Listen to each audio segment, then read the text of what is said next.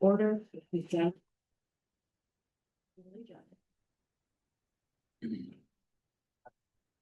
Pledge of allegiance to the flag of the United States of America. One nation under God, indivisible, with liberty and justice for all. Thank you. All right, first order of business is approval of a whole slate of minutes. Removing H for addition to a future meeting. Should I vote for that? So the F and H, the two, the two and the 17. No, mark that off. 23rd. My apologies. Yeah. We're removing F. So moved. Do I have a second? I'll second. Any changes, questions, concerns? Seeing none, all in favor? Any opposed? Abstaining. I don't think it was that. Some of them. You want to take them separately? Misty will fix it. She'll know. Okay, thank you. Alright. All right, I see that we have two members of the public. Do you, either of you have anything you'd like to say today? I'm backing up Bill. Well, thank you. I actually am on the agenda. For later. All right, thank you. All right, then we will move to the administrator's reports. Laura? No, it's the legislative update. What do you do first? Oh, do I? You, all right, I have the old, you have it on. So there has been lots of many things happening in the legislature. So I have been in contact with Jim O'Shaughnessy, our attorney. And so you're going to see several recommended policies and policy changes on this board agenda, which came directly from that legislative session. However, there are a couple of things that I needed you to know that could have a potentially large effect on Palm and other districts as well.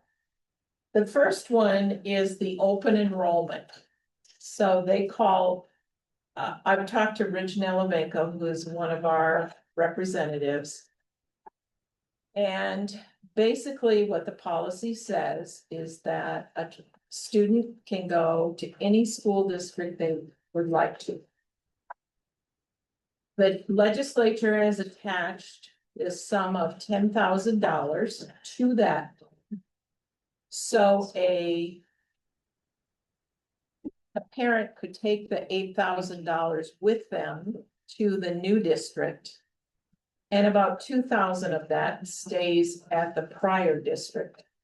However, what is very unclear is, as we know, it doesn't cost just $10,000 to educate a child.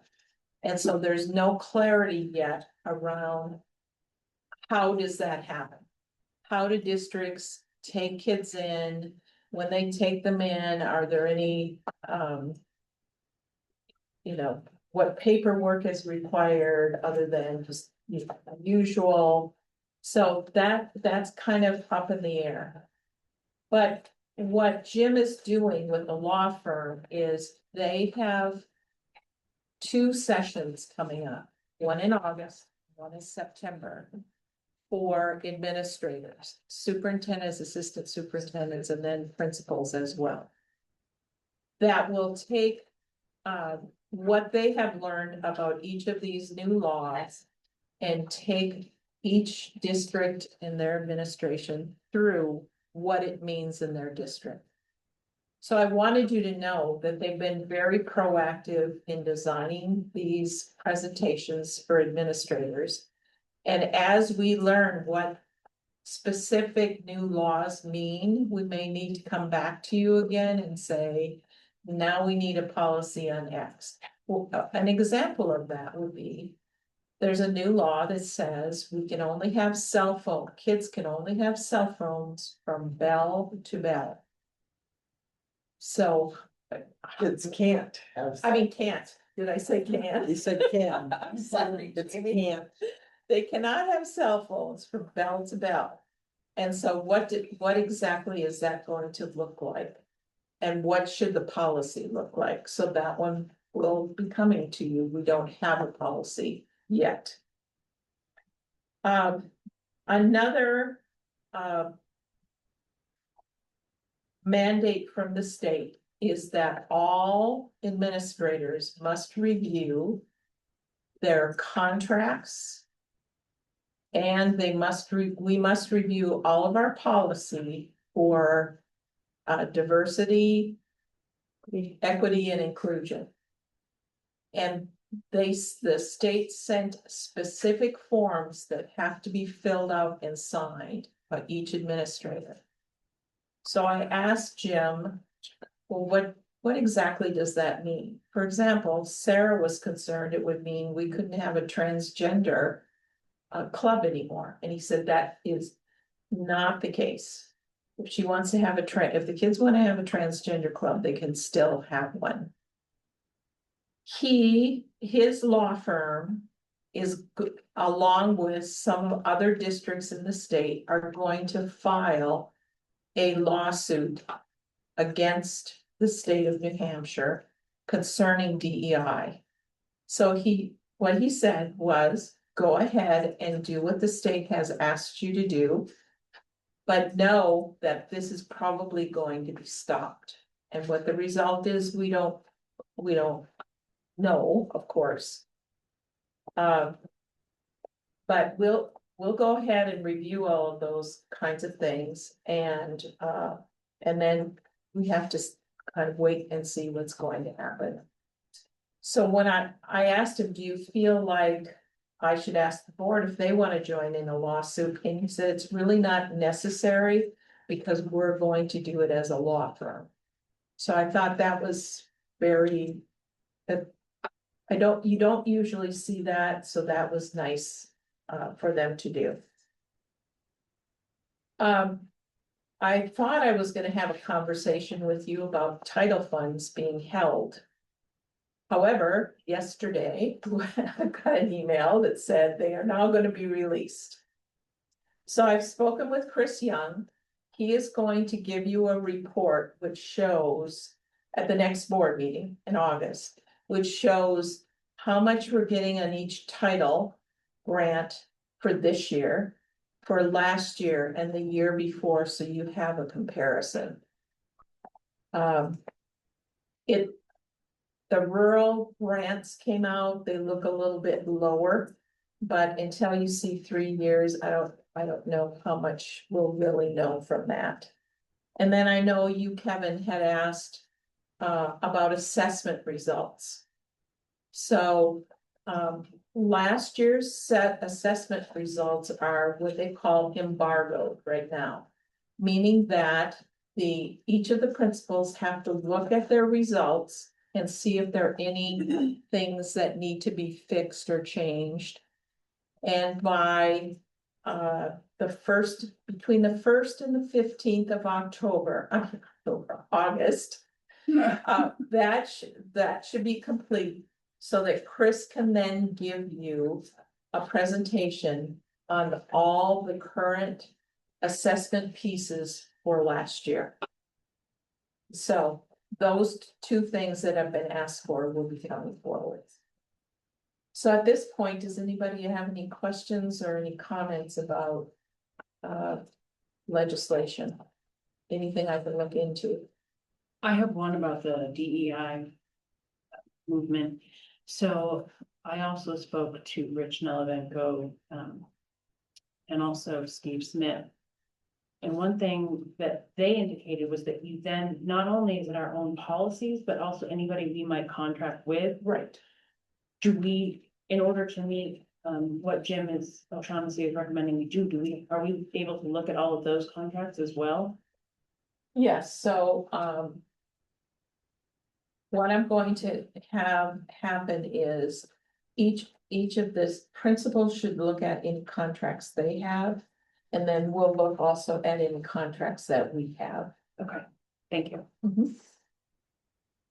Just for my own amusement, who was going to be the watcher with this in terms of the state or federal level? Who would we expect to audit such programs? So we have to fill out forms and sign Mhm. and send those, and just like other programs are periodically audited, for example, we had just a new safety audit that just came, where they contacted Lori and said, we wanna check to make sure you expended the funds and see where things are, et cetera. I expect it'll be something similar. But we don't know what entity that would come from, because it certainly wouldn't be the Department of Ed, I would think. Yeah, well, Yeah, I well, think it would be, Really? because it falls along the lines of if you receive any federal money into your school district. For school districts who don't receive any federal money, all of this mandate is, Right. it doesn't mean crap. If they're releasing so many people, who is gonna be, I was just curious, so it sounds like Right. it'll come from the Department of Ed. Grants, anybody who manages grants, it would be the grants auditors probably. The compliance. yeah, I would agree with that, Jamie. Yeah. All right, Yeah. thank you. Yeah, I don't think. There are some. There are no public schools I know of in New Hampshire, but there are some private schools that do not receive any government funding at all, and they can do whatever they want. Mhm.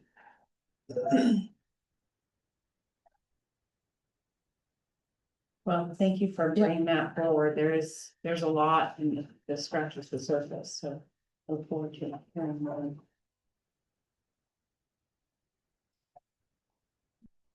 All right, moving to the business report. Okay.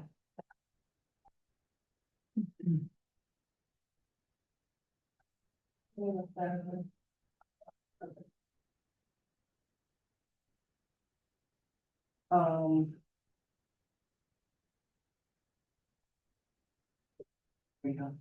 Okay, so I did write up a report that was attached, it was attached late, I apologize for that. I just wanted to touch on each of the responsibilities that I have within the district, and I wanted to start with transportation. We're excited about the new software that we're implementing. Brendan and Art have been working with the vendors, we're getting putting things in motion, so we'll have RFID cards for the students. And the bus routes are being put into the system. We're not anticipating too many changes in the routing routes, but as those, if they come up, we will definitely post those to the website. We'll be sending out a message to parents just to cue them up that this is changing, and we're gonna need to, there'll be a new app. And we'll be sharing the time frame with them and everything. So we're looking forward to that. So those along with messages being sent out to the families, the information will be on the website. And I imagine we'll probably hit some social media too. Facilities, the high school paving project, I know is big on everybody's mind. Survey work is expected to be completed this week. And then they'll plan on they will work on the planning for secondary access. And they will also be preparing a geotechnical RFP for the pavement investigation work. Yeah. So that's where we're at on that. Electricity contract, I had touched base with you guys, sometime over the winter, the consultants at that time recommended that I wait until spring, summer to lock into something that I would get a better rate. So coming to you tonight, later in the new business, I'm hoping that we can obtain approval for a 2-year contract with MP2, which is a subsidiary of Shell Energy. And the rate being quoted for that 2-year contract is 10 cents, 10.365 cents. So, and then I'm working with Jamie, connected us with this group, this consultant group, and so they put out bids, they collect all the information, so we're looking at multiple vendors. What I'm also excited to hear more about is that they have relationships with other vendors that have renewable energies, and they can help, like, it's a tax credit thing for those vendors that the excess we can benefit from, and we can receive money, a rebate, so. That will be later, it's not directly tied into the electricity contract, that would be a separate contract. And probably a longer term, but so that's coming down the pike. I'm working on site visits to all of the buildings, and walking through with Bill, Nick, and the specific administrator for that building. The purpose of this is I really want to know, I want to hear from the administrators, their concerns about their property, their buildings. And I want to do that with facilities there at the same time, so we're all having the same discussion. So if Bill has some information that pertains to the why for something, he can share that at that time. And so, you know, just I want an open dialogue with everybody about it. We're documenting these visits with notes and pictures, and then I'm gonna be using that information to help support requests for the use of capital reserves. We're trying to get this done sooner rather than later because I have asked people to submit their requests for capital reserves to the facility director by the end of the month. I'm not sure we'll quite make it because there's still a few buildings to go through. But I want Bill to have plenty of time to thoroughly evaluate and research and provide supporting documentation for requests for use of capital reserves. During this discussion, we're also talking about the difference between what is a capital reserve and what should be routine maintenance, and that if it's under, you know, a threshold, it shouldn't be a request to use the capital reserve, it should be included in our budget requests. So we might see some variances in some of these budget requests, like some increases, but we will have substantiation for that request. In food service, just the other day, like at the end of last week, I think it was, we were informed that Whitson's Culinary Group purchased Abbey Group. So I'm not. They did. What was that? Of course they did. Yeah, so, I don't expect any direct impact to the families. But if there is, we will definitely be sharing that. I don't have much information yet. We're gonna hopefully meet with them on Wednesday. And I had an email that all of our operating systems should be updated by then, and I'm not sure what that means for us because it better not mean changing any of our systems. So. It was a nightmare when they bought out cafe services, just so you know. Awesome, Still is really. I got that email. okay. Yeah, I sent one back to all the owners of those three companies. So we were surprised that they didn't bid on our RFP, they didn't respond at all. Fresh Picks Cafe, so you know, Cafe Fresh Picks, they did respond and then they respectfully declined to bid. And things are so much clearer now in hindsight. So anyway. The USDA requires us annually to complete a tool to determine and to evaluate whether our lunch prices are sufficient. It was suspended during COVID, but it was reinstated last year, and as a result of that last year, we increased our rates by 10 cents this year. The tool still indicates that we are too low and it's by 86 cents at this time. We're only required to increase it by 10 cents. So I'm asking you guys to consider, do we want to go with the 10 cent? Do we want to go 86? Do we want to go somewhere in between?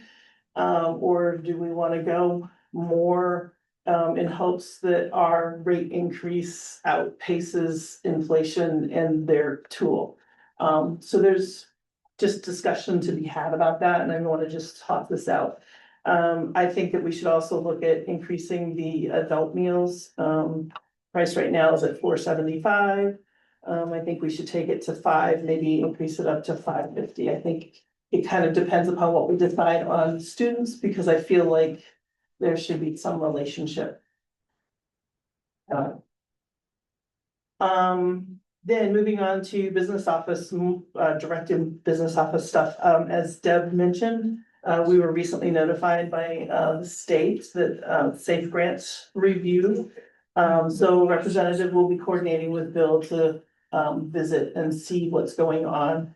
My only concern is that we were awarded funds to use at North Charlestown Community School, and we bought safety locks for that property. When we determined that we were no longer going to maintain that school and we were relinquishing the property, and did ask for all the locks to be removed. They were removed, so we have them in our possession and we can use them at such time as, you know, if we have something that fails or we need additional locks. I don't know how they're gonna respond to that. So I don't know if there's the possibility that we might have to return funds.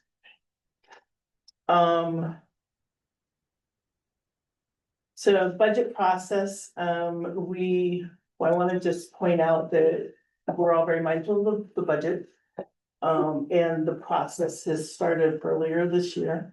We had some really nice discussions in our admin retreat in which we talked about what our current use and needs are. We were discussing software specifically at that time. And there've just been some really good discussions that have come out of that. That was 2 weeks ago, 3 weeks ago, and we're still talking about it with different people and looking and see what we can do to streamline. And, you know, or better utilize the funds with a different product, for, assessments or, classroom tools. So I just want, and then again, the facilities visits and site visits, those also are geared towards budget and geared towards, updating the capital improvement plan. That's been encouraging to me. We also opened up the software so the secretaries could start building their budgets within, you know, with their administrators earlier. So it was intended to help take some stress off of people. It'll be really hot and heavy in September when we start having classroom discussions and enrollment, you know, once we better know what enrollment's looking like. So we'll be able to nail that down. So having said all of that, we still will not receive our health insurance rates until mid-October at best. So I can't have a solid estimate to provide to anybody any earlier, but we have a lot of the other footwork that's being done well in advance. And then the final item I had on my report was the DOE 25 and MS 25. I was looking at the calendar, and our August board meeting is on the 25th, and I'm not confident that it'll be all tied up and ready for your signatures that night. So I would like to request an extension and then obtain board signatures at the September meeting, which is currently scheduled for September 22. If we had a meeting the second Monday of the month, it would be, I think, on the 8th. So my goal is to have it available for signature, and it can be submitted the following day. So. Go ahead, Jamie. Do we not have a meeting on the 8th? We gave up the first hour meetings to the withdrawal committee, so we only need. We're still meeting. Through when they submit. I think, October. not all of us are meeting on the same night then. How many of us would be here on the 8th, or does it have to be all of us? Doesn't have to be all, it just has to be a majority. It's But don't you want to present it at a board meeting? a DOE 25, I mean- I think it's a big deal. I mean, I think if. I think that if we can get it signed on the 8th and filed on the 9th, it's a great thing.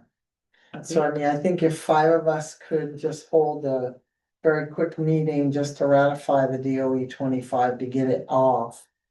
That would be wonderful. Do I think the 23rd is gonna be a problem? Probably not, because I doubt that most of your towns will even be ready at that point, but I'm not sure of that. I'd like to. Just my thought. You okay with that? I'm fine with that. I would just verify that you're gonna have enough people here before you Yeah. bust your tail to get it done on the 8th, because I'm not so sure you're gonna have 5 people. So the extension that is granted, when the state grants the extension, it's an automatic 30 days. So Oh, it's they not like do. I can Oh, get it for 10 days gotcha. or 20. It's an automatic 30, so Really? yeah. So you'd have till October first. Mhm. As soon as we could get it done, we can submit it. It's not going to wait till October first. So Correct. And so I mean, I could send it out via Panda for signatures as soon as I get it done as well, if it's well before the 22nd. I think that sounds like a good solution. How does anybody have a problem with that? Well, let's go that route as soon as you have it ready. Thank you.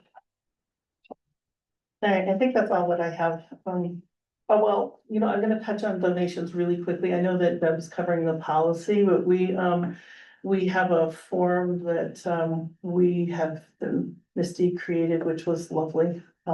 So people can start to, submit their donations electronically, so we have record and it's easier to bring to you.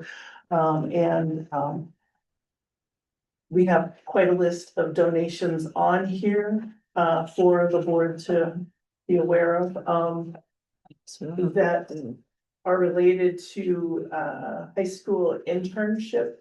It's a program that, Kyle's gonna be working on with 3D printing and working with the high school students. So the tech department, the IT department, has a history of working with students, and, he's been really proactive in seeking donations, and he gave me more that will be on the next board meeting.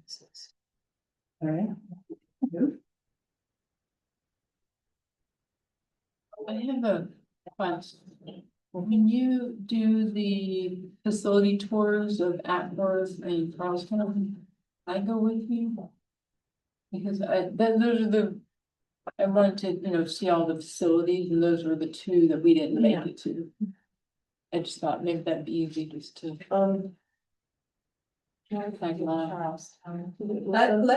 Let me, Can we get back to you on that? yes, let Okay. me get back because I'm gonna come, I'll be up here, so maybe we can.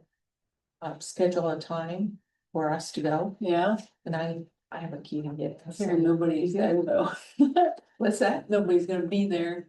The Well- administrators or, But I could have Yeah. the meetings then. sure, I hate to put anybody out. Well, for summer most break. of them are, Yeah. will be working. Yeah, Yeah. okay, Yeah. yeah, let me know whatever works. Those were the 2 we didn't make it to. I just Okay. like to see the facilities. Which Charlestown?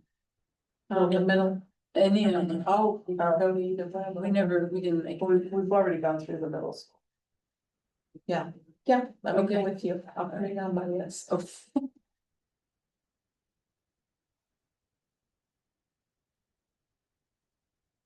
Jamie, I think we might be here to see Oh, good. Thank you. Sorry, I left my phone at the house. There's an emergency for my arm. Thank you. So let's just take a minute and wait for the come in.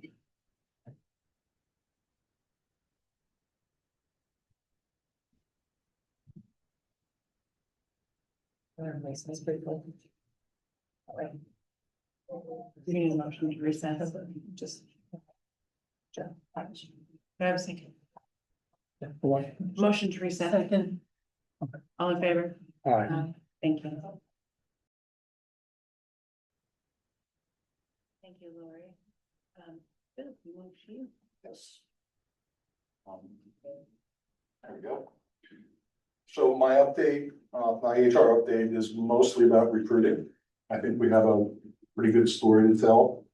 And I also think we have some pretty good data and statistics to back that up. So I'm trying to present as much quantifiable information as I can in this update. And so where I will start though is to talk about staff retention. Our turnover rate has stayed roughly the same, it's slightly lower if you look at the numbers year over year. 54 last year, 52 this year. So that's a turnover rate of just under 15%. If you break down the teachers, which is always an important number, I think, to look at, this year, we had 7 retirements and 11 resignations. So that translates to a 12% turnover rate. And we, with more than half of those reductions due to retirements, which are a pretty natural thing to occur. So one of our guiding principles going into this year was to try to maintain stability, and I think the fact that we've had a pretty stable turnover rate for the last 2 years is a good thing, and I think reflects a lot of the efforts of our administrators and have a positive impact on our culture. So recruitment starts with needing to fill those positions that have been vacated, and a little more about that shortly.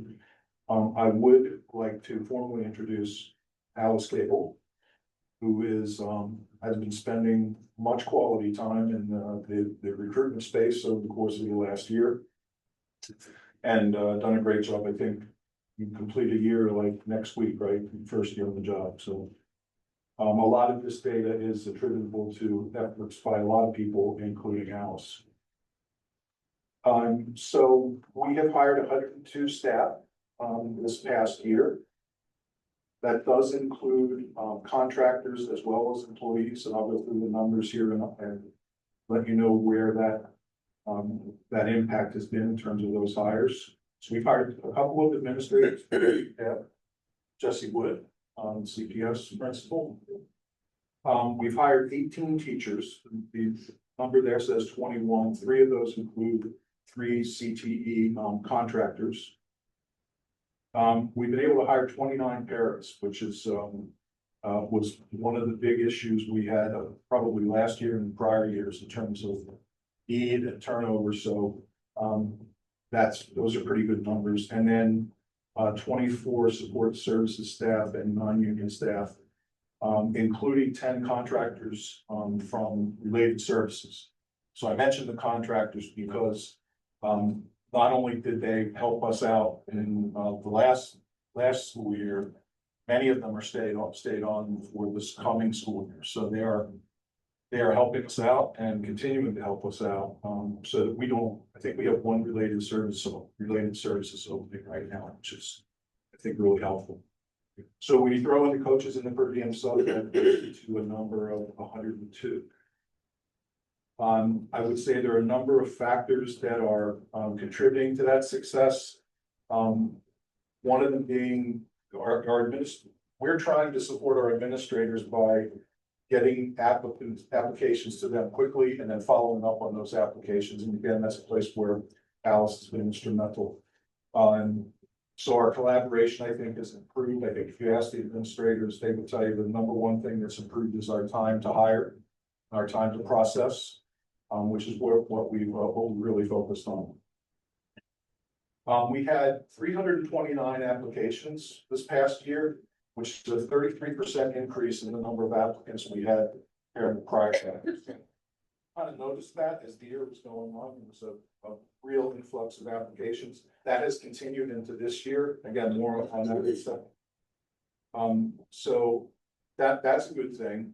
We were able to hire 12 staff, or rehire, I should say, 12 staff, which is about 12%, of course, of our hires, who have returned to us as what I like to call boomerangs. And we love boomerangs, and we like to have more boomerangs. And so they are, it's great to get them back. And part of the reason we get them back is through conversations with other employees.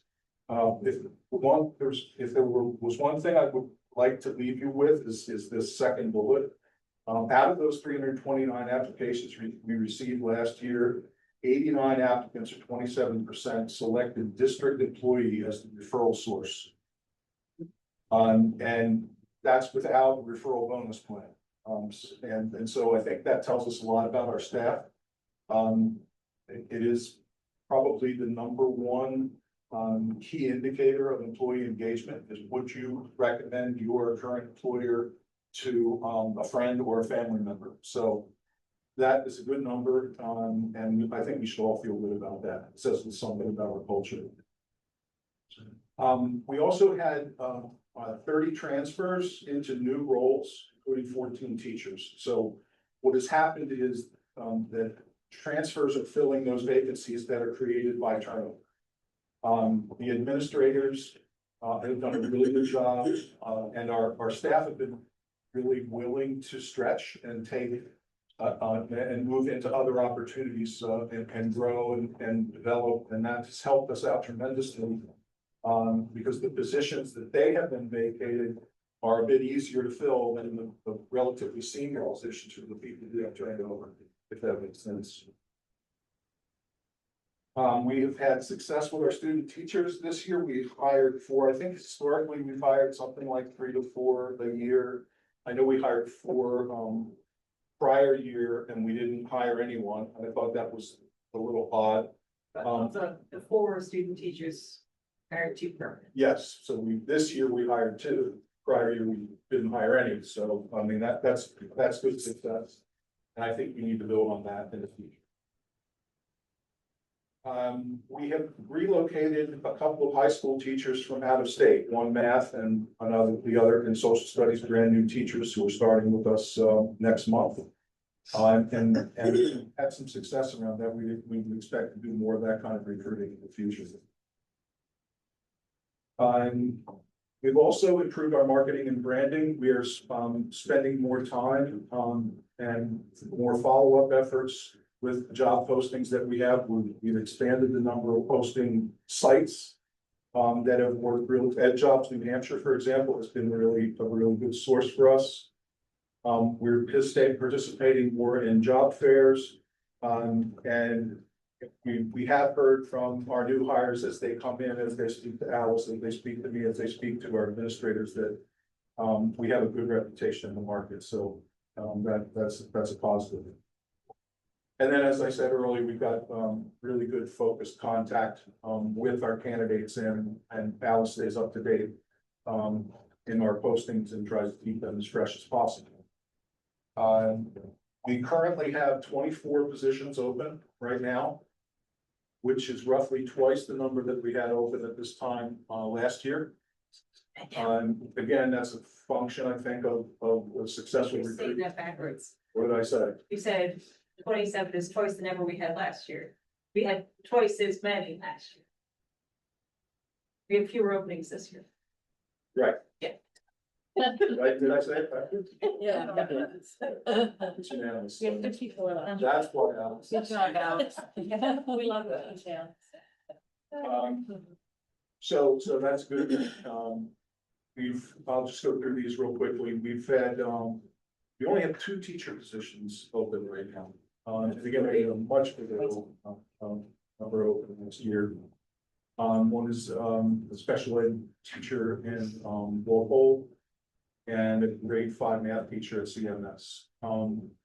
We do have 1 teacher opening at the high school that I think we'll talk about in a minute or 2. We have 8 para positions open, and I would suspect that based on the influx of the resident number of applications we've seen in the last couple of weeks, plus the fact that we have some in process, we're likely to cut that number in half, I think, before the school year starts. Well done. Yeah, it's we get a lot of, well done to everybody. I think, it's helpful to kind of hear the positive feedback we hear from candidates, to get that kind of candidate flow. It says a lot about the district. We do have 2 school counselor positions open. We have a social worker position open at the high school and related services. We do have a school nurse position open. We have bus driver and custodian positions as we usually do, but we're seeing some activity on the bus driver side as well. We've got a couple of applicants that we're working through. We have to replace Nick as a network specialist. And so that gets to 24. And then we have several long-term subs and opportunities or needs, I should say, to cover medical leaves. So challenges that we have, I think, our school nurse situation is really, really challenging. made more challenging by the fact that school nurse, compensation here is determined by, to the wage structure in the CBA, teacher CBA.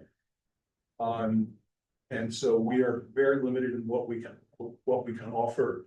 I did have a conversation this afternoon about, with the union about whether or not they would support us contracting for that school nurse position. We do have someone who's interested in doing it.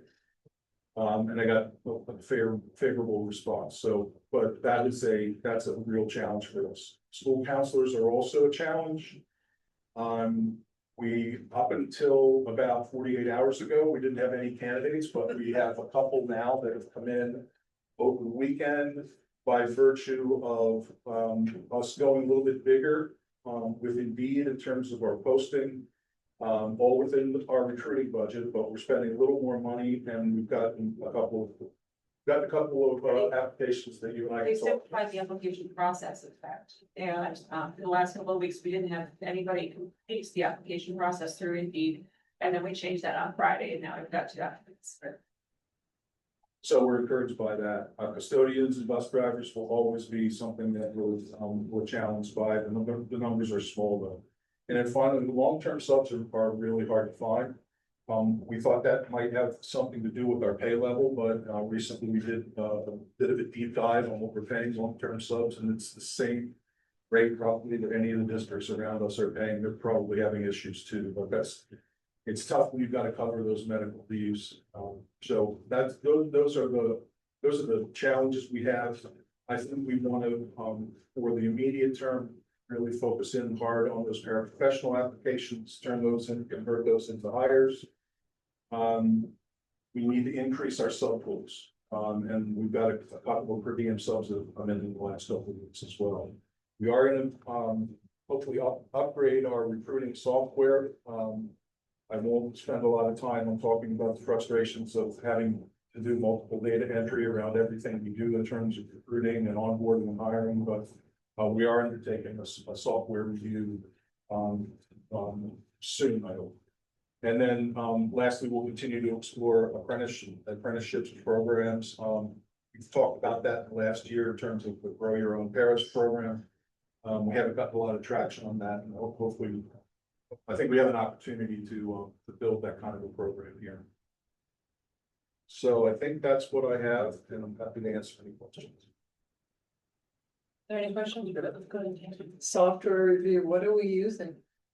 We're still using Frontline, but so we're looking at what's out there available in terms of expanding Frontline. We don't have Frontline Central, for example, which could be a huge deal for us as far as trying to automate the recruiting process. Right now, when we're engaging with candidates, we're sending them, PDFs and having them sign and scan them and send them back to us.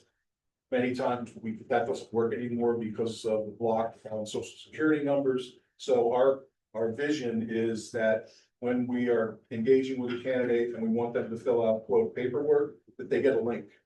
So, yeah, Newport has the full-blown frontline HR module that does all the hiring and integrates it into everything. Including IV, I think. It's amazing. Yeah, So, yeah, that's what that's all about. so we already have frontline based. We do, yes. And then with regard to the nurses, Mhm. It's my understanding, and I could be completely wrong, that you don't have to have a nurse on site at every single location, as long as you have RNs on site at certain ones, you can fill the other positions with LPNs. Is that wrong? That is not wrong. Okay, That is not wrong. so have we looked to try to, and I don't remember So- what, do we know what locations open, what locations Yeah. open? Walpole, Walpole, we had a resignation in Walpole. okay, So we can hire LPNs, but they're paid even less, of course, than RNs, but I think we posted, you might. LPNs aren't covered underneath the union agreement, that would have to be a sidebar. So, We have some work to do around that, but Yeah. it is curious that we would have gone down this road where we need one in every school and I think that's how we've approached it in the past. It's always been that way. Yeah, So you need to get creative. on it's a staff. problem in most schools right now, and that's the only reason. Shared amongst the 3 buildings. What's that? She was shared amongst all the whole Right. local attendance area. which Yes. makes sense. So all the schools around us have the same problem. So that's the only reason I know as much as I do, because I'm dealing with it in other locations. So it's just a alternative potential avenue to look at. Right, so.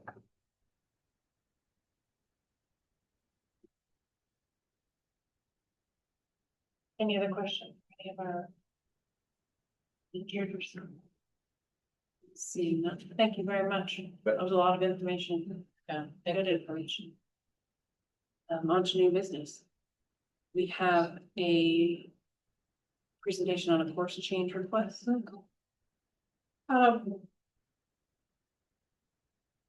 Sarah has been having difficulty for some time hiring a math teacher. And this winter, she actually called me to come over and look at enrollment in the science courses. Some of the rooms are rather small, and the number of students who are enrolling in science courses has grown. So she feels that right now the math enrollments are good. They're handling that fine without an additional math teacher. We were able to hire somebody, so that was helpful as well. We feel like the need right now is science. So we wanted to let you know that we're going to switch from trying to hire a math teacher to trying to hire a science teacher, which should be a little bit easier, but may not be.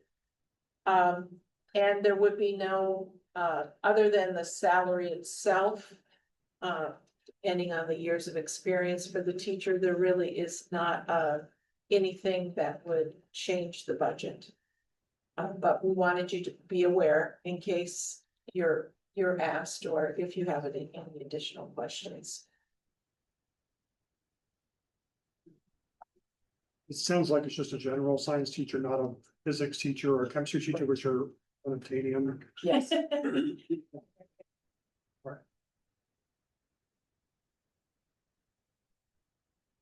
All right. Perfect, thank you.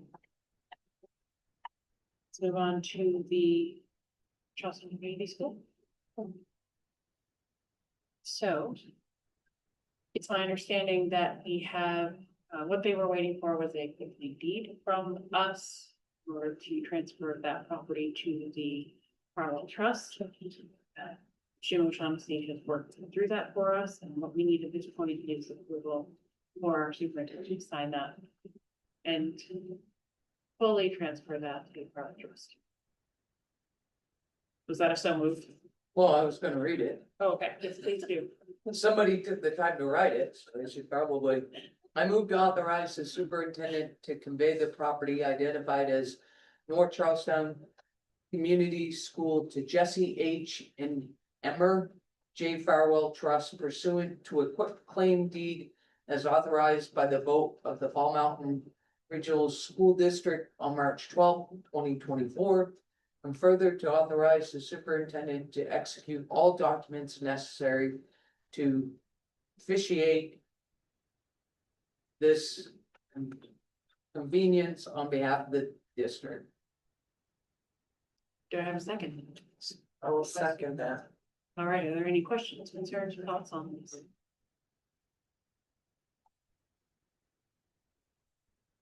I'm looking forward to having this. I appreciate that Jim has finally got us exactly what we need. So, seeing no other questions or concerns, all in favor? Any opposed? I'm gonna abstain because I don't have a history on that. I really don't much or anything about it. Thank you. All right, Please sign. All right, did everybody see in their packet the information on the field house? And what the athletics department is looking to do with the field house? Okay, so for anybody who might be watching, do you want to? Sure, I'll just talk briefly. A few weeks ago, Braden Rain's parents came to see me along with coaches and a couple of players from the soccer team. As you may be aware, Braden tragically passed away this winter, very suddenly.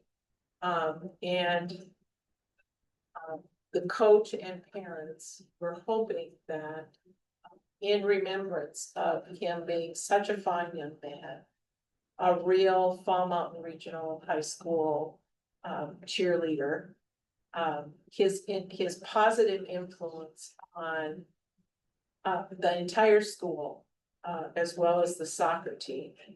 They were hoping to name the stadium out by the road in his name.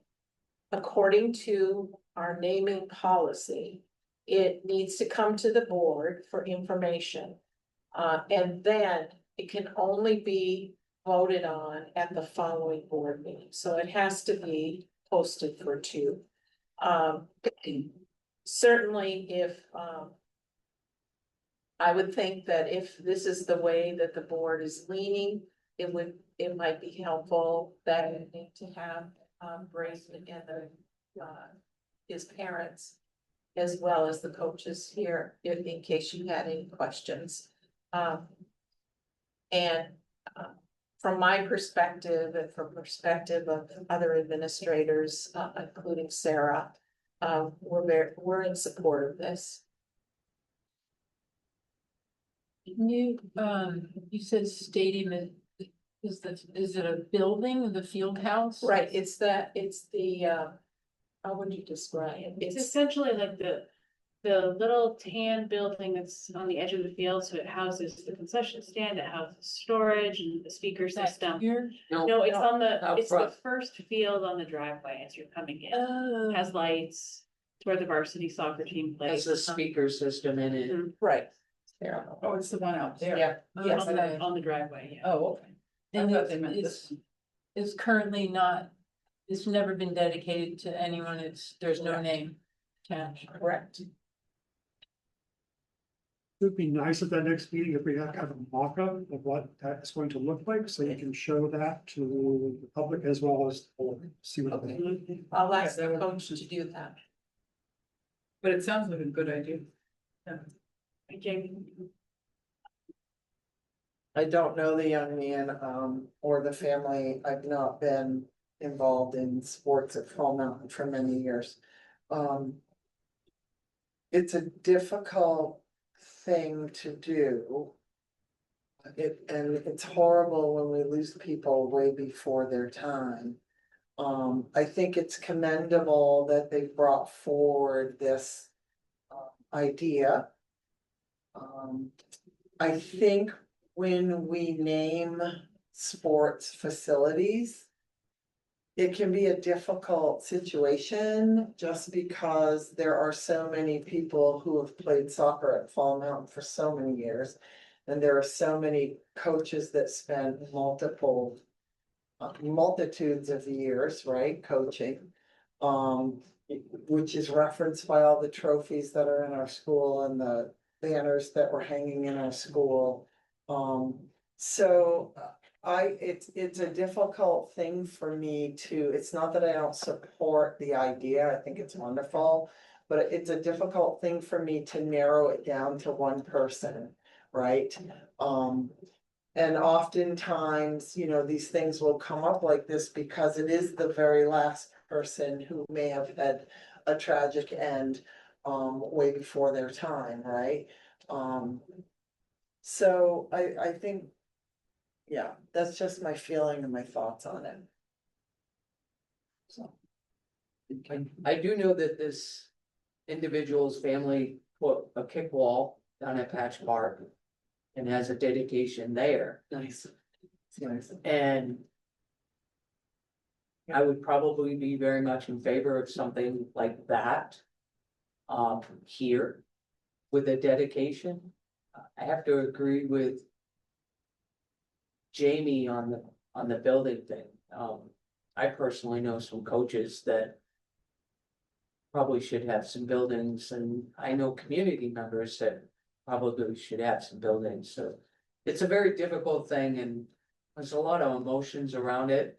And I definitely hear it, and I'm not saying no, but are there other ways other than just dedicating this building that could be dedicated to numerous amounts of people? We're gonna run out of buildings also if we do this. Is there another way that we might be able to recognize all of the good that he has done at Ball Mountain and brought to soccer, whether that's a kick wall or multiple kick walls, or could we do something on you have the big field, but then you have that smaller, I call it the practice field, but could we put like some type of memorial there, whether it be a stone or maybe even a stone over on the field, that has his name on it, that it isn't necessarily dedicating a building to him, but it's recognizing, and it may start something. Maybe that's something we should do for a few people that have made it through Ball Mountain and has made huge impacts. I don't know, but. And I think I appreciate both of their comments, and I think they're very thoughtful and I think speak to both, honoring the family's wishes and also things that could come forward. I don't know what would be the communicated route of doing this, but something that I think may be even more impactful and perhaps more lasting, if you will, is for the family to consider a scholarship. That's something I think that also puts the remembrance of a really positive student in the forefront. And if you tailor scholarships to really honor kids that reflected the character of what it sounds like this young man was, sometimes I think that even has a bigger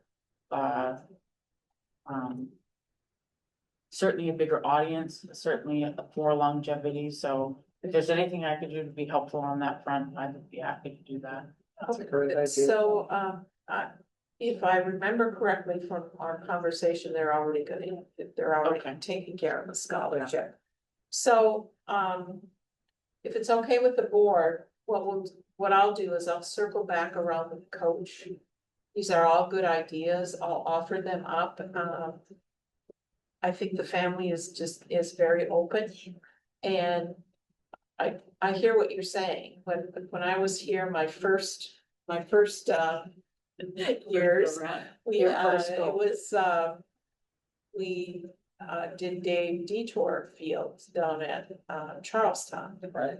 So I don't know how often something like this comes to the board. Has it?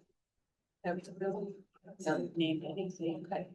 It's few But- and far between, but a high school is.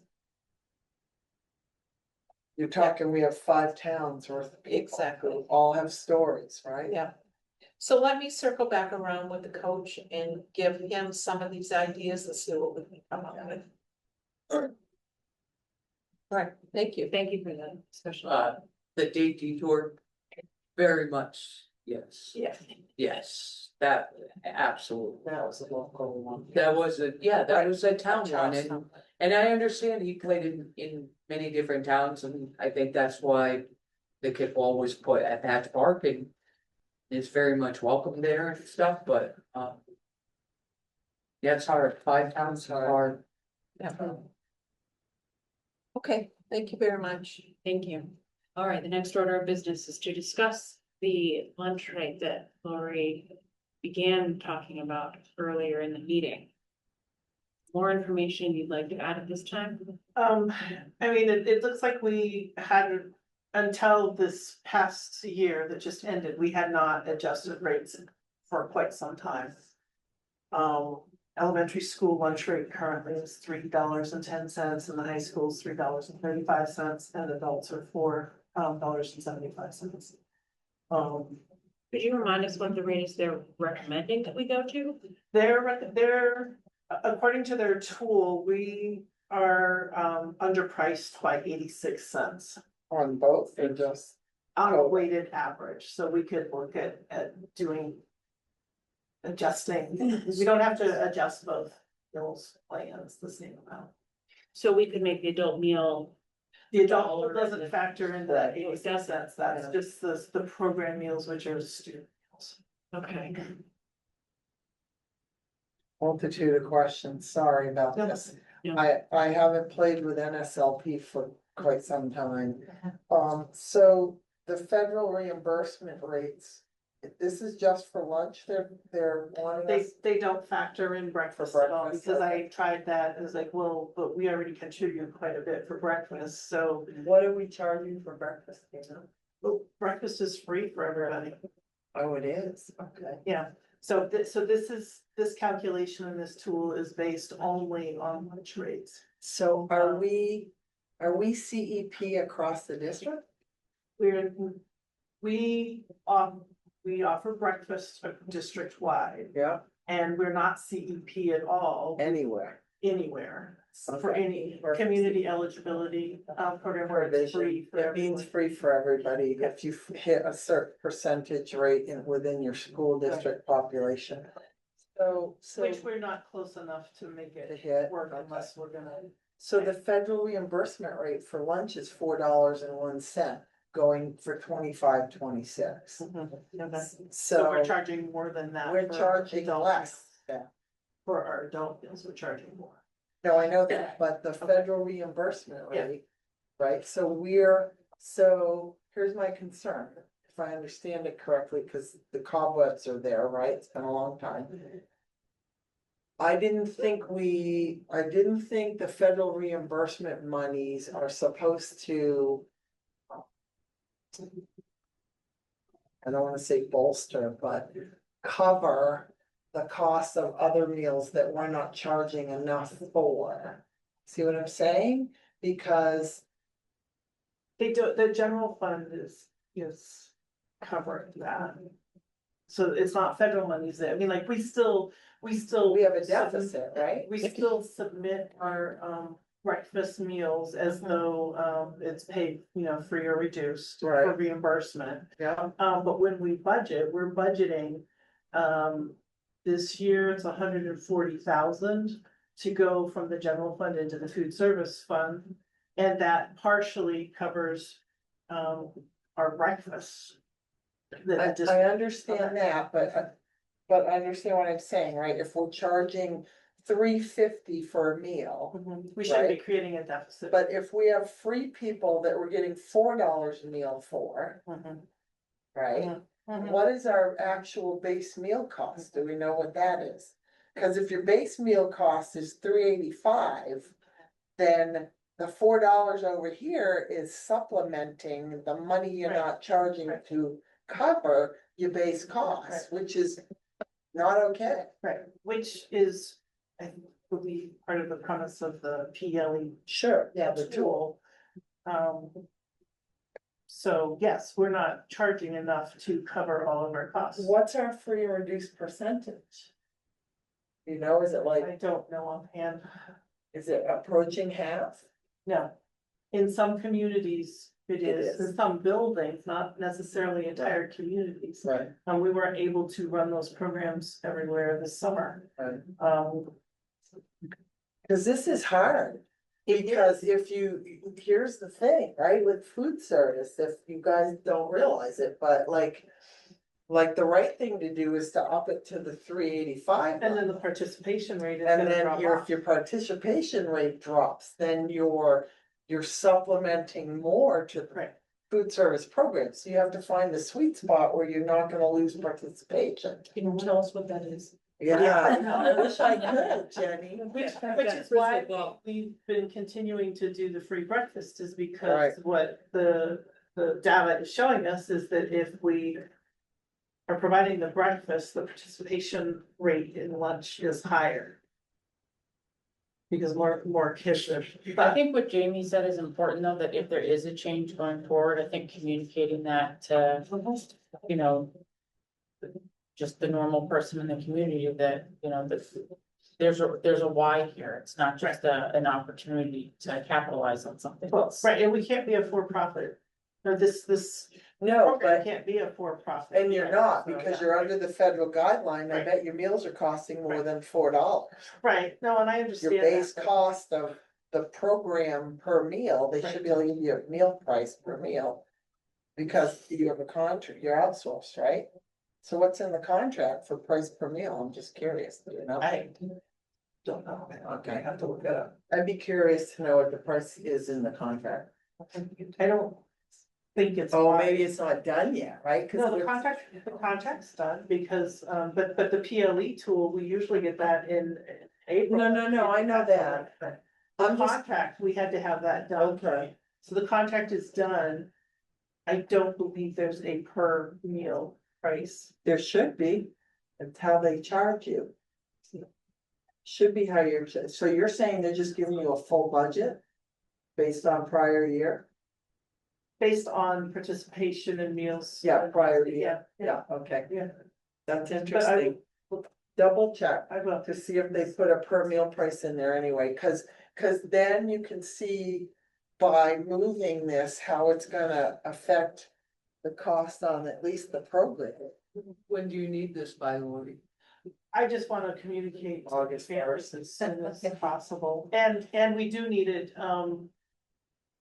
You're gonna Need need to it set- before we meet again. Probably. yes, because I need to be able to complete the paperwork that gets sent out to families, so I would say at minimum, I need an increase of 10 cents. But I think there should be a further discussion, so I don't know if you wanna do 10 cents now, we come back with additional data, and then we can look at raising it again during the course of the school year, which I think is. You're not gonna like that. No, well, nobody's gonna like it here. Is that they're not gonna like it anyway. So I'll make a motion to increase by 10 cents. Pending further discussions. Does that? Could I add a stipulation to that? Could we maybe give the community a heads up that there may be additional movement? You know, clearly the direction of movement that it would go as the board reviews. Just so it isn't just like a, you know, mid-year. So approving the 10 cents now, and then, so I would amend the motion to say that we approve the 10 cents now. With some form of communication to district parents that as the board reviews it, it may increase. Up to, you know. Whatever number you feel. I wouldn't say up. So we have a motion on the floor. Can I get a second and then we can discuss? Second. Okay. Yeah, I mean, I don't know, I'm just thinking that politically it may go better if people have a heads up, but that's just. It's about me, it doesn't have to. No, it's worth talking about. Yeah, no, it is. I respectfully ask Shelley to withdraw that motion, cause I'd like to make it different. I would like to see us just go up one time, do it now, and then do some research between now and next year. Mhm. Because if we're under the federal reimbursement rate, we really need to take a look at that. But I would like to suggest we go 15 cents. Explaining to them that really we're off by 86, because what that'll do, it'll make elementary $3.25, so it's the quarter. And then it makes high school $3.50. So it's 15 cents would make it hit on the quarters, right? And it's cleaner to count. And We're going up 15 cents on the adult as well? Or we're no, going the to adult, I five? go to where she wants you to go. The five. Yeah, 5, yep, sorry. that's still in my estimation, that's still an affordable one. Of course it is. Okay, so parliamentarian, Yeah, Thank you. her motion can stay, you can make a motion to amend her motion. okay, And just do that and then say what you just said, but add in the adult thing too. okay. So I'll make an amendment to Shelley's motion that we go up by 15 cents on each level, elementary and high school, so that we hit at 325 and 350. And then we take the adult meals to $5, which is a quarter. Second. Oh, sorry. So second on the amendment to the motion. Is there any discussion on the amendment? All in favor of the amendment? Any opposed? Okay, so. Yeah. No, go ahead. And just, I think that when we communicate the information, it's important to let them know that we're actually, we're lighter than that, but we're gonna try to do some, data mining over the next year to gradually move it. 15 cents isn't bad. We haven't gone up on prices in a while. I feel like. I'm more stressed about the new software for the buses than I am. About food. But you know what, once we implement that new software, you're gonna be able to see where your kids are. It's possible. Yes, back to. I saw where it was before. Anyways, I saw where the bus. Okay, was. so, sorry, but we're back.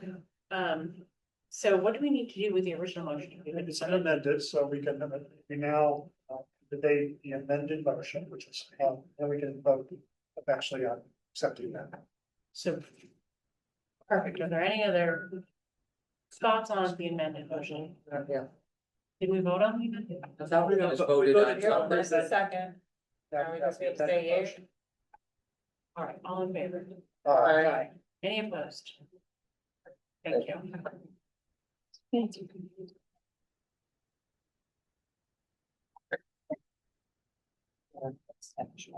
So now electricity.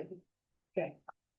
Electricity, I am requesting authorization to enter into a 2-year agreement at a rate of 10.365 cents. Do you know what we're at now? Which company? MP2, it's Okay, a subsidiary of Shell Energy. yeah, I printed the chart, I just wanted to know which one it was. Okay. I don't know offhand where we're at. It's not an increase. 10.63, you said? 3.6. You, 365. what? You should get into the community power that we got into in Charlestown and Elston And I don't know if Elston does it as well. or Walpole. Walpole does it. Walpole and. So I think mine's only 9 cents. Well, the markets move every single day. Right, So- this would be a September, this would be a September start because of the timing. And so this would be for every, because we have different towns, This is for all of our, is it Liberty? all of just the Liberty, not Yes. Eversource, not. No, right, but we don't have, I don't believe we have any other accounts other than Liberty now. Every one of our buildings is with Liberty. So, That's who we currently use, Liberty. So we don't have a choice in the state of New Hampshire, they just tell you who your electric company is. So that's why I would be shocked if we were all with Liberty, because there's so many That's different companies in the area. that's new. I think the only one that wasn't before was North Charleston, Yes, and that was Eversource. Because of where the cut line was. I do not believe that the other 2 Charlestowns were with Eversource. It was very strange, the cut line. But I would like Corey and Jesse and maybe Justin to look into community power.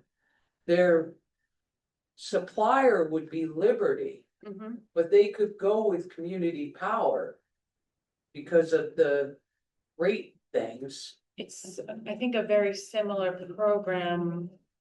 With But they could fewer be- hoops to jump through. But they might be able to get it cheaper. So those 2 towns are offering different electric. so I'm just, You're asking me to do that, or? I'm not. Because the. No, I said, Administrator- I said Corey, Jesse and Justin, because Right, they're, but I'm confused, I guess, as to They why don't I would have oversee them that. pursuing individual. I'm not asking them to pursue it. I'm asking them to look into the information within their towns. Okay. Or you can. She would do it, she's in But- charge of power. It was my understanding that community power was automatic for all of the locations within Charlestown. You had So we had to buffer out, so they would have already been a part of it. that's what I'm thinking, like, if you have a copy of their bill, it may already show community power listed as the provider. But it wouldn't be 10. I don't know, I don't recall what it's at, and I don't recall It what the, depends on the where you schedule come was. on. Yeah.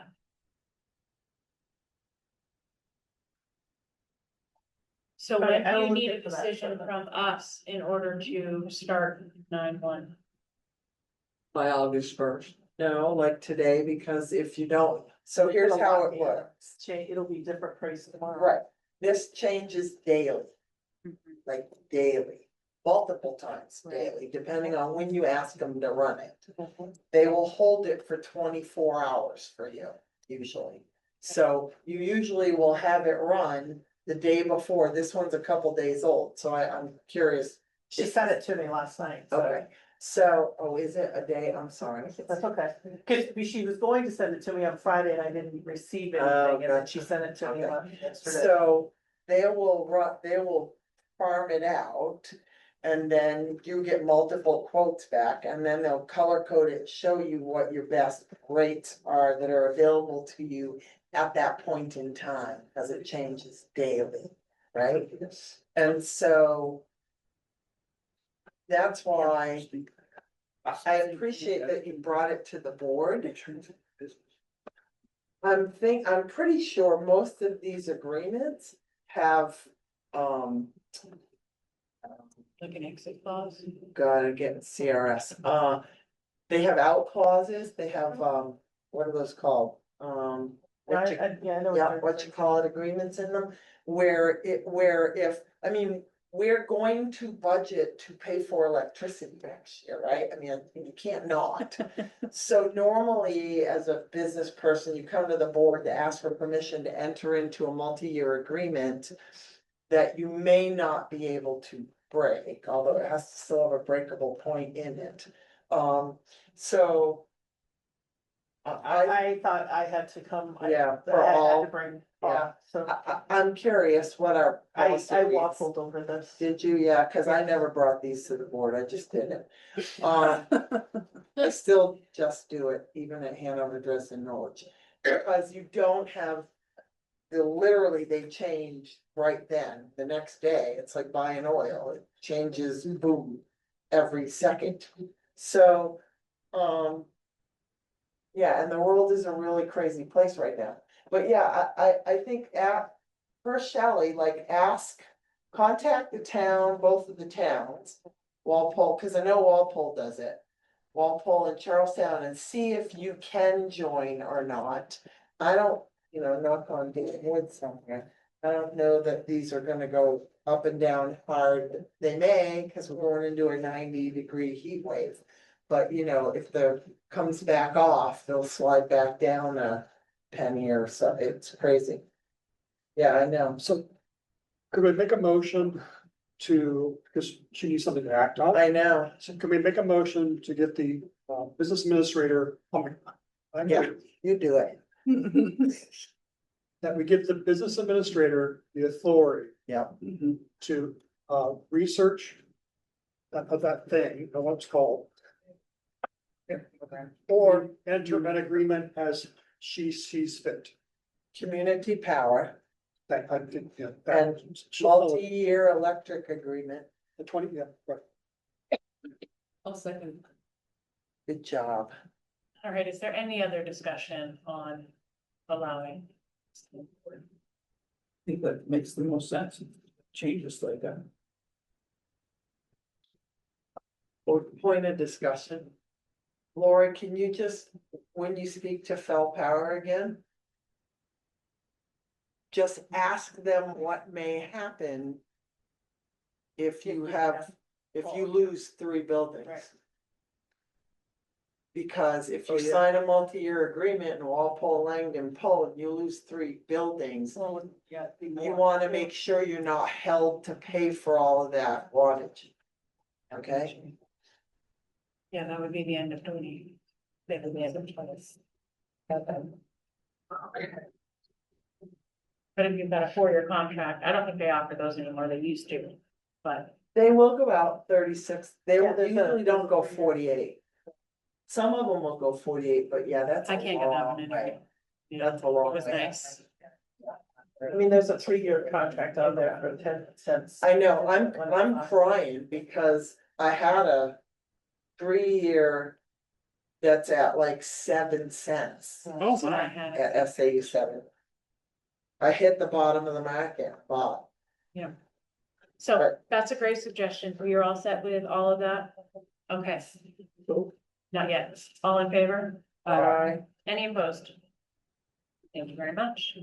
Well, thanks for bringing that, Lori. That hopefully save us a few pennies anyway. eventually. All right, the next order of business is on the agenda to discuss potential high school tuition agreements. Kevin, do you want to present them? Sure. So as part of the withdrawal study, when Charlestown withdrew, there was a very short little letter included in that packet that stated the should the voters of Fall Mountain School District vote to approve the withdrawal of Charlestown from the Topper District, the school board will consider a discussion regarding a tuition agreement with the Charlestown School District for any high school students in the town of Charlestown attend the school. That seemed a little bit too short for me. So I did in your packet, there is are 2 different letters, one for Langdon and one for Walpole. That basically have the same understanding that we will be willing to enter good faith discussions. But also stipulating very clearly that if a town leaves, that there may be some structural changes done to the district, and there may not be room. So that's, those 2 letters are in your packet, one for Langdon and one for Walpole. Just to get the discussion going, I move to accept, new business F and new business G instead of reading both the paragraphs, so. Do I have a second? Seconded. All right, open for discussion.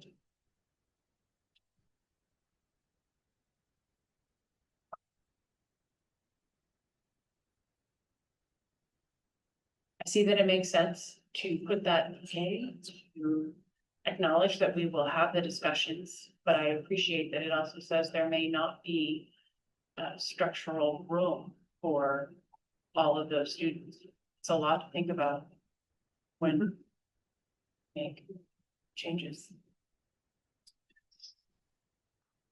Yeah, I just want the 2 towns to really understand that the remaining towns will have to do what's in the best interest of their welfare with the assets that are left behind in how they're managed. So it's not a guarantee there is room for their high schoolers here. All right. Hold on, Shelby. I would also like to add the last sentence that is in Langdon's letter to the Walpole letter.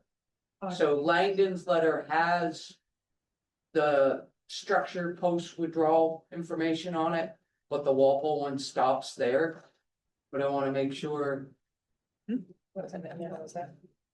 I know it's- so on my agenda packet, No, oh, you're right. I was asking about the letter. The Did I actual, just- have you actually read the actual letter? Because the actual letter has all the other information. Oh, but okay, you want the well, motion to include that as well, is what you said, Yes. Shelley. I want to make Oh, sure that both missed it. letters are identical. Yep. Yeah, we should, well, they're not gonna be Well, identical, they're not- sorry. right, because of the high school thing, right? Right. Go ahead. They're not gonna be identical because for Walpole, it's only the high school. Right. And for Langdon, it is the high school, some of the middle school students and kindergarten students, and depending on how Langdon Okay. decides to do, it'll be different. So That's not what I meant. I just want the structural post withdrawal included into the Walpole letter. it, It is. I believe that It should be understood, however, that the withdrawal of number two. I think what Shelley is trying to say is that Misty messed up the Agenda. motion and excluded that Oh, language, which I will add. Yeah. That's what she's trying to on the say. motion. Yes, I missed a little piece of it. I heard you, Shelley, loud and No, clear. actually, I wasn't trying to bust your chops. I know you but weren't. The agenda goes out to the public. Yes, And people, it's possible that people would see that and think that somehow Langdon's is longer than Walpole's, so I'm just trying to make sure that. yes, I just missed a little piece of that, which I will add. And, Point of oh, so clarification. yeah, we're missing the and blah, blah, blah, blah. Yeah, That's on all. the Go agenda. ahead, Kevin. The point of clarification is that we are not, what we're approving are the full text of the letters and not just what's in the agenda. And acknowledging that we will. So do you want the? So how do You could link the letter to Letters, the yes, agenda. I'll do that. Do we You need have these it Yes, how's today? that? What's the timing on this? Do we need these today in order for you all to move forward? Langdon is very close to being done, Okay, so, and so they don't wanna go forward without a letter? but we need it for the withdrawal study, Oh, to go got to the withdrawal study. it. Okay. So I reviewed the letters and obviously they're. as Motion close to as approve possible. the letters, and I'm gonna link the letter right into the motion. I'll change that now. Is there any other discussion? Do you need a few more minutes to read through them again? Or do you want to talk, just make a note about the public hearing schedule for Langdon? It's more like a public forum for Langdon, will happen the second Monday of August, whichever day that is. It's the 11th. 11th, at, right after the meeting we have here, we're gonna go over to the town offices in Langdon. And we'll start, maybe at like 6:30 to 7. I'll do like a 5 to 10 minute, update on where we are.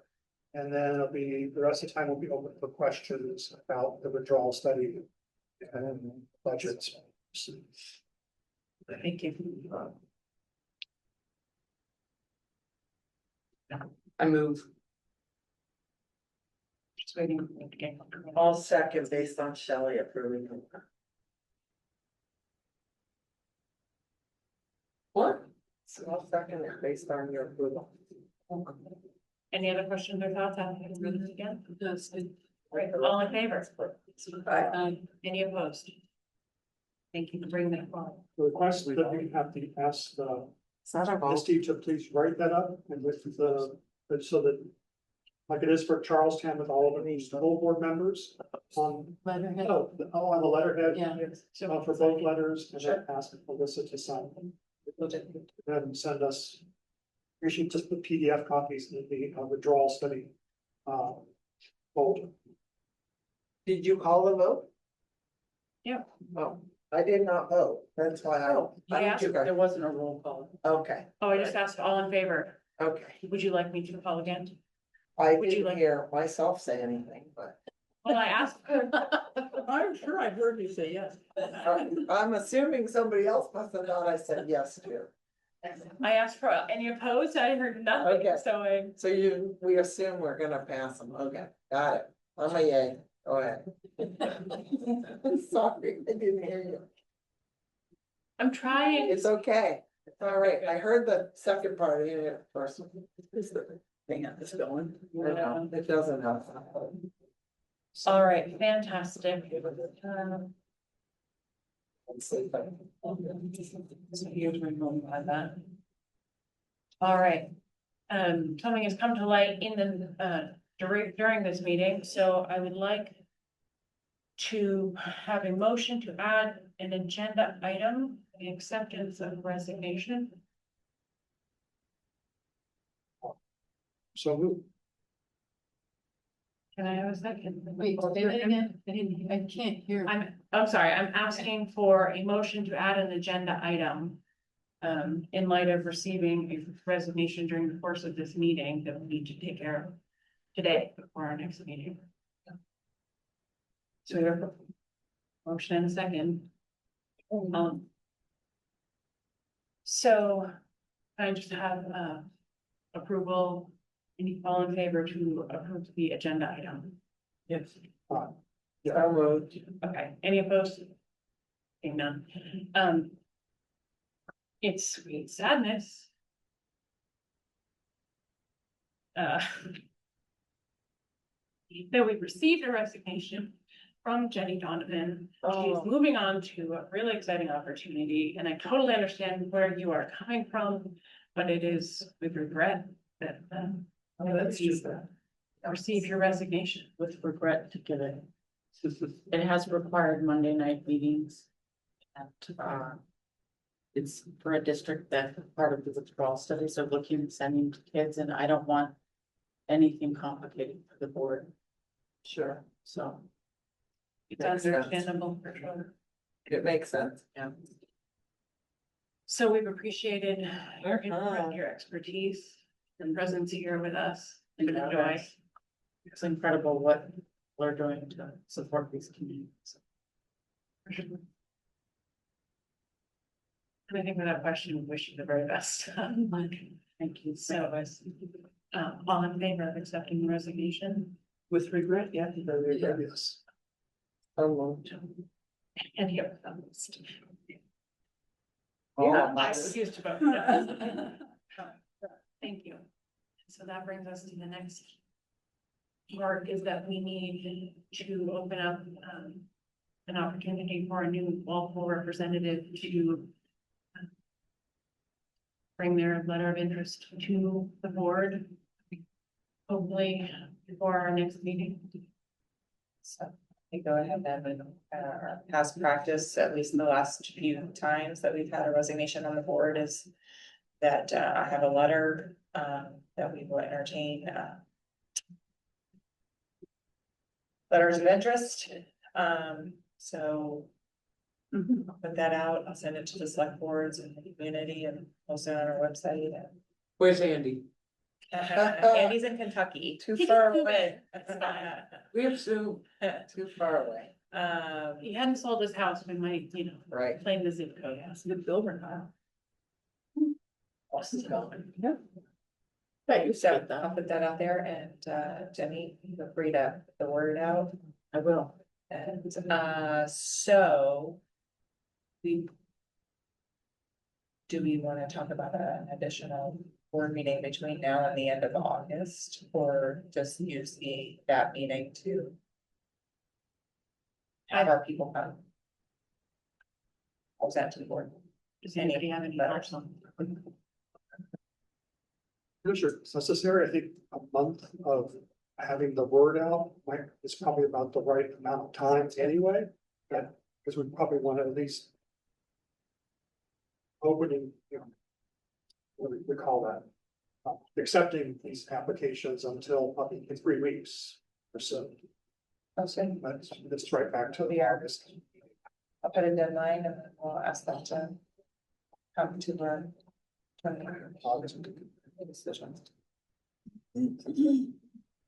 One other thought, we were looking at getting a date for our retreat. Yeah, so. Is this? 22nd. What? But is this something that we could combine, so that we can have that person involved with us through the planning of the next year?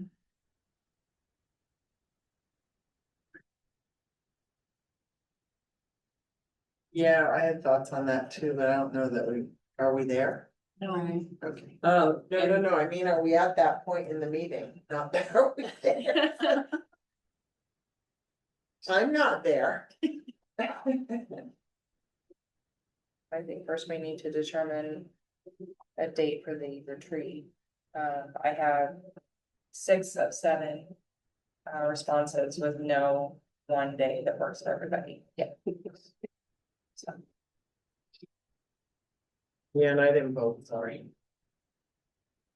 But the fourth doesn't work for me. I get.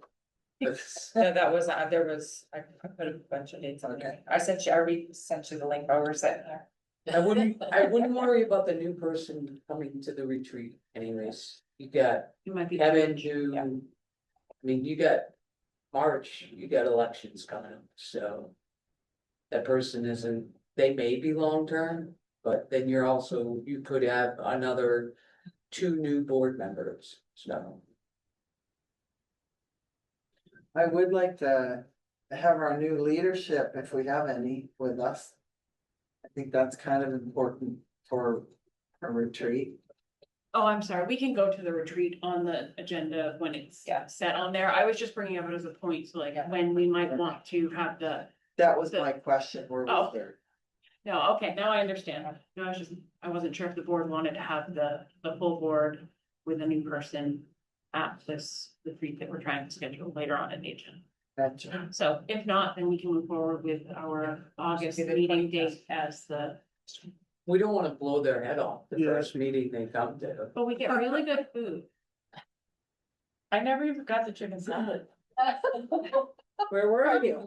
Right, we'll have it going away. You can still come. See, that's why she's leaving. Cause she had an opportunity to give her chicken salad and she hadn't done it for well over a year. And now she's like, you know what, this chicken salad, I've heard about it, I'm done. She's done. Actually, Misty can mail it to you. Oh, my God. That does sound good.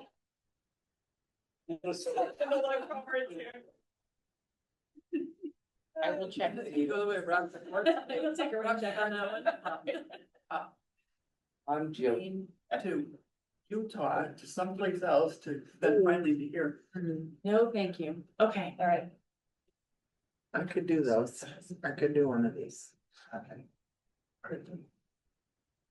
Consent agenda. Consent agenda. So,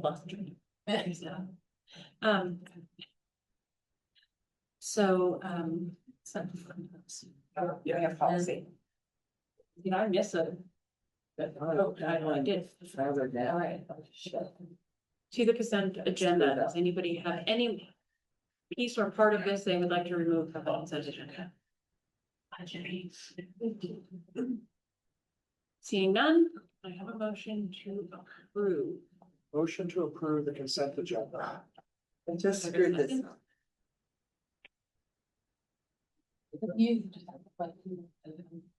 So the consent agenda means that we take everything as a batch, that you've had an opportunity to read everything, that there's no questions or concerns. It's very innocuous items. okay. You're always allowed, so a member to say, I would like to remove item 1 from the consent agenda for discussion. So you can always you always have that option too. Thank you. I would like to take a minute before we move any further, on policy, BEDG, the revised version. There is, a section that the board needs to, and we can do it the next meeting. We can use this as a first read, but just something to think about before the next meeting. There are 2 options on how you want to handle the review process of, non-public minutes, sealed non-public minutes in particular. My recommendation is to go with the second option. I think that seems like the straightforward way to do it, which is basically at a meeting, review what we have, determine how long we want to keep them, whether they're indefinite or we put a timestamp on, like we would unseal them, kind of a thing, based on the law. So just something to keep in mind before the next meeting. Adopted that. That you will actually need discussion and action. So that one should be pulled out of the consent agenda Next time. next time. Next time. I won't put it. Won't put it on. Thank you. And just for my own clarity, we are including this second reading of the capital improvements agenda. So it was good. I'll second it. I'd like to wait for Shelley to come back. No, the first and second, are there any? Nothing. We can discuss where Shelley went. I bet we all probably. will. So Shelley, we have a first and a second on the consent agenda. Yes, absolutely. Just noting that, for second read of BEDG, that we will need an action on what option we choose. So all being said, all in favor of accepting the consent agenda? Thank you, Jamie. Any opposed? Seeing none, hearing none, rather. We can move on to donations. So, So as I had mentioned before, the tech department has had some sort of an internship relationship with the high school students. And this year, they're spearheading a 3D printing initiative.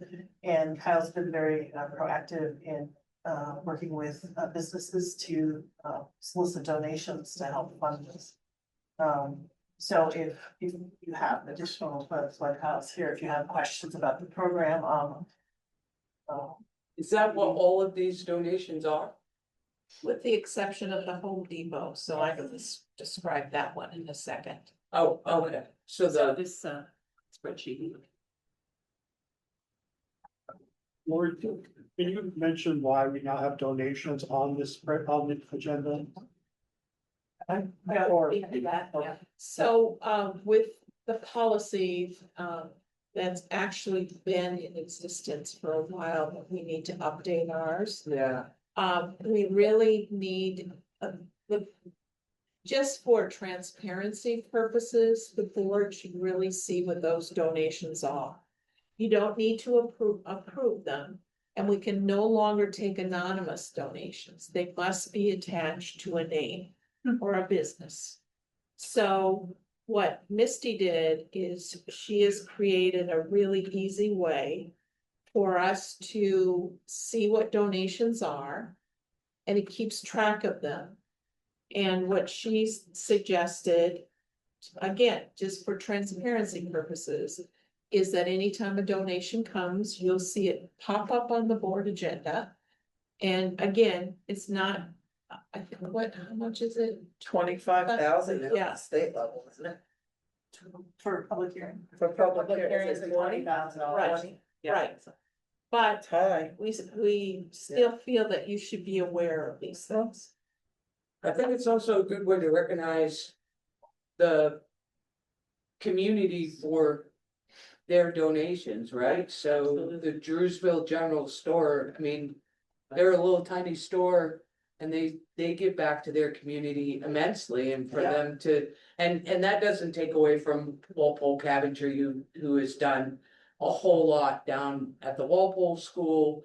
And of course, the Charlestown House of Pizza and Blanca Bailey are always very much in Charlestown community, but it's always nice to see how our communities really do come together, because this will go into the public minutes, so if people look at our agenda, they get to see. Right. Yeah, people are giving back to the school, because I don't think we're always very good at publicly recognizing, right, the gifts, so nicely done. Yep. And I look forward to the 3D printing, What are you making? Like key fobs or little fish, thing? Houses. ducks. In the process of a couple different avenues. Nice. Teaching the student printed places, all sorts of other designs, including bus parts. Nice. Including what? Cool. Bus parts. Yeah, you. Oh, that's Yeah. awesome. I'm really looking forward to hearing more about this, actually. I think this He is said a- bus parts, I said ducks. I know, I heard He's it. on a completely different plane than I am, like, I'm like, ducks, dinosaurs, like, no, he's Yeah, no. bus parts. I did bring a piece for everyone to see if they would like. I. Yes, I made this in like 30 minutes from a part that our mechanic gave us.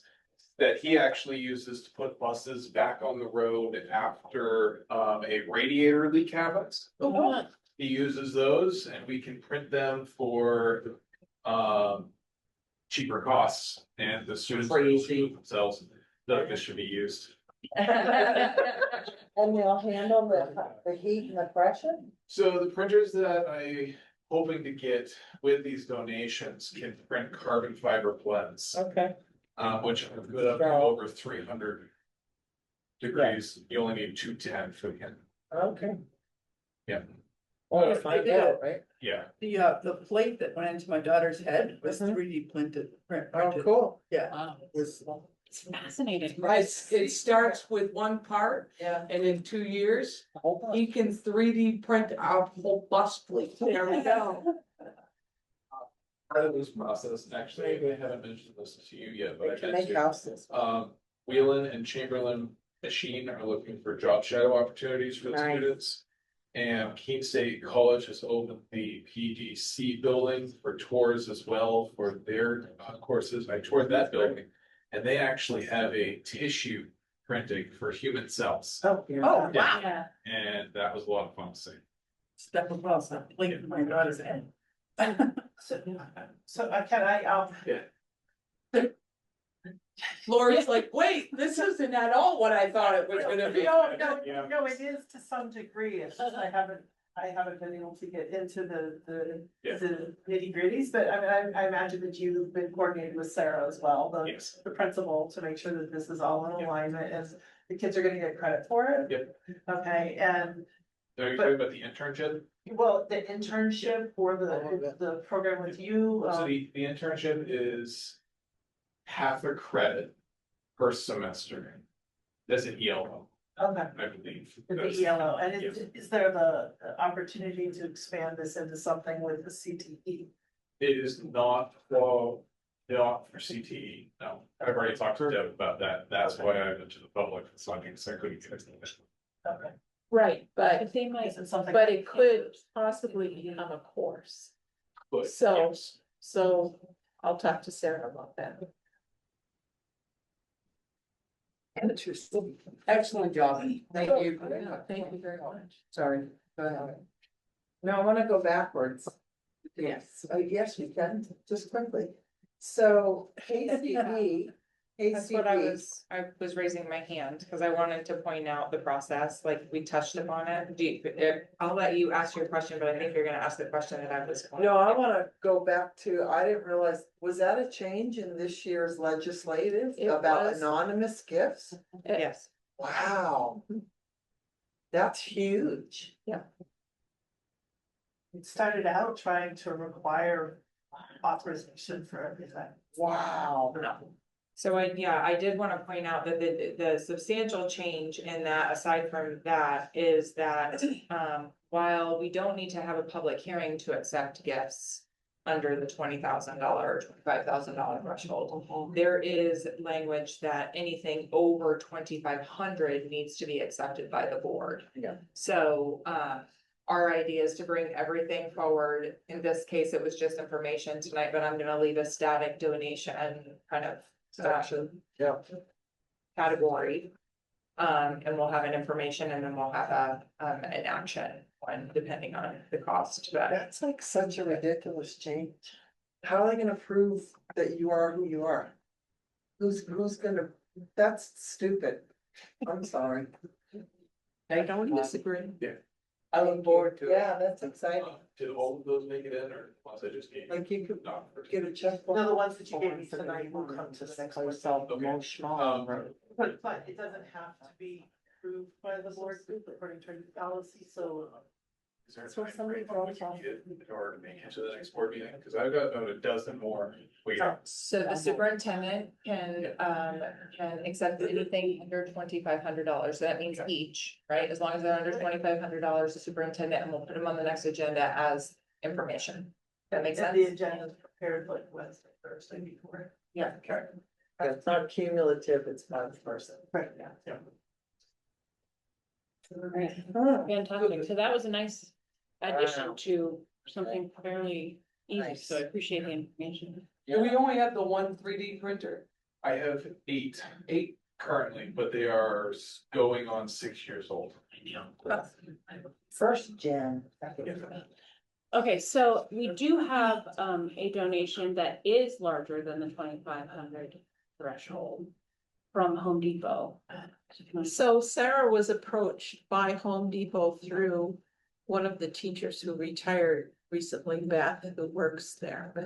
Beth, Fabiana. yes. And because they were looking for a school that they could help. So they would like to donate about, you'll Like see 67. what they have there, about $6,700 worth of materials and labor. And the reason I'm coming to you without the finalized list is because they would like to get this done before school starts. So they want to start like as soon as possible. They're gonna be building shelving, and things like that. So, in visiting with, Sarah, they've done a walkthrough, they've looked at everything. And, we appreciate that they will come and help the high school get a little bit more organized. Or I'll make a motion to get the discussion going.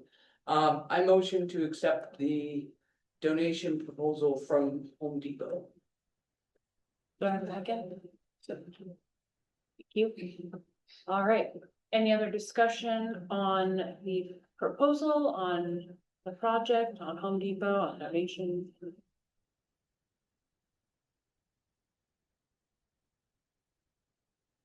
All right. Seeing none. All in favor of accepting the donation? Any opposed? Hearing none.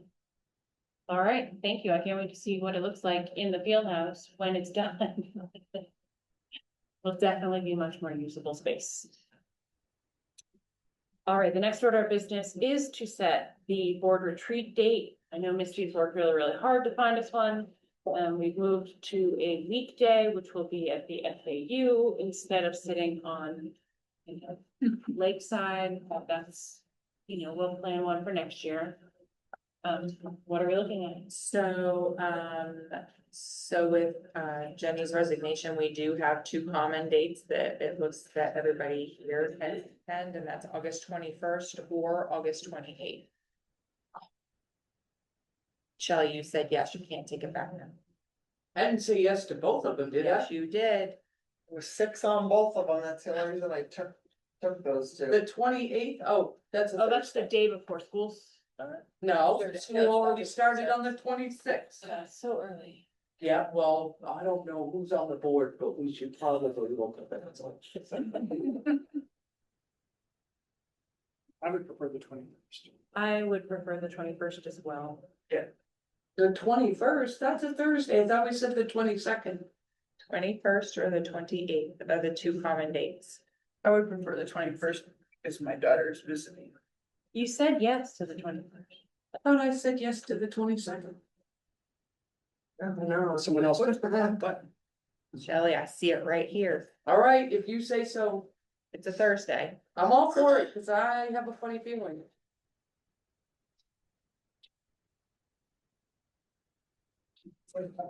Chicken salads. You know it.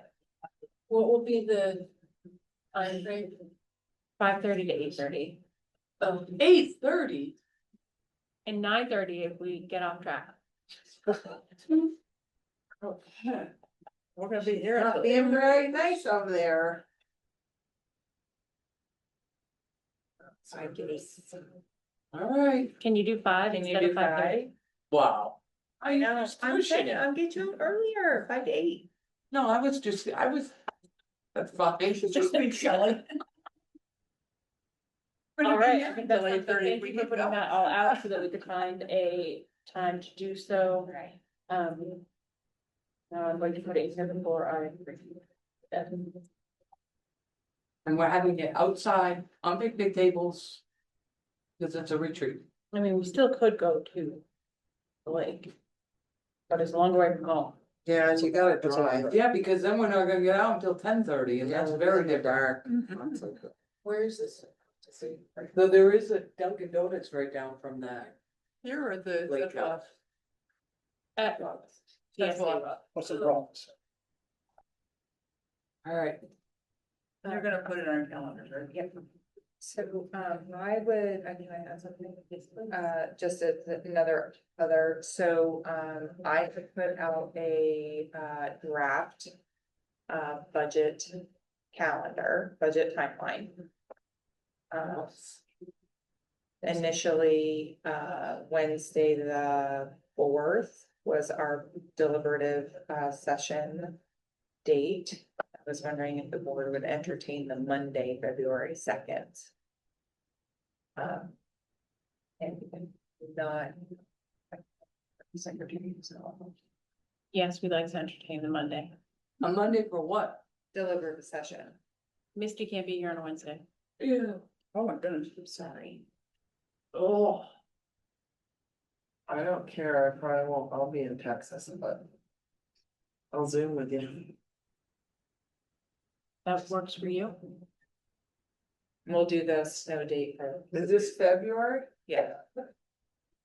So everybody's okay with But you're that not free update, on I'll March. update it, send it so that the budget committee can. Sure. Cool. I have a feeling it might, conflict with potentially a select board, or two, But there is always a conflict and they just make that their meeting or make some change to the importance of the deliberative. Yeah, normally you have it on Wednesday and so we normally just make it, yeah, so. That's, I had to stay up awful late on a Monday, that just ruins. it'll be really great for me. There's no. Sleep on the plane. Second. The second? February 2nd, Monday the 2nd. You're gonna remind us, right? I will, promise. All right, So I was already in as a school. board. No, that's just because my calendar works funny, but I've said it for every 2 weeks. do we have to do this non-public? Yes. I make a motion going in non-public. For 91A:3 Roman numeral 2 A/L. A, B, and K. A, B, and K. Do I have a second? When did we add K? Right before this meeting. Wow. Second? Yes, we have a second from Sarah. Jamie, Yes. Shelley, Steve, yes. yes. Kevin, yes. Sarah? Sorry, Yes, that was, yes. Alyssa, yes. All right, thank you very much. Do we? $5,000. Thank you for being here, Kyle. Yeah. All right, Okay. thank you. Oh, yeah, I was wondering. Okay, So need a motion to approve a temporary assistant facilities director position for the fiscal year 26 as part of succession planning. so moved. Do I have a second? Second. Any other discussion on the motion? No, all in favor? Aye. Any opposed? Hearing none. The motion carries. Make a motion to accept the treasurer's report. Oh. Right, thank you, Kevin. Second. All in favor? Aye. Any opposed? Make a motion to adjourn. Second. Wow. Wow. That was How long have you been on this board? I don't think she's ever done that. No, she's never. I have to go process. All in favor? Any opposed? And look at this.